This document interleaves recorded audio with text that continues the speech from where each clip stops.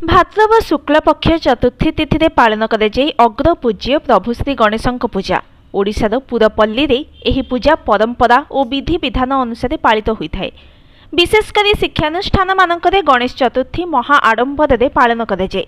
शास्त्र अनुसार भगवान श्री गणेश विद्या और बुद्धिदाता, विघ्न विनाशक और मंगलकारी, कला विज्ञान बुद्धिमतार देवता और संरक्षक रूपे से परिचित। हिंदू घरर प्रत्येक मांगलिक कार्य खोजा पड़े अग्रपूज्य वक्रतुंड को, कारण पुराण मत दिए से अग्रपूज्य एवं गणमानंकर सेनापति और प्रत्येक मांगलिक कार्य आरंभ पूर्व तांको आराधना करने द्वारा से कार्य बिना बाधा विघ्न सुचारू रूपे संपादन होता है।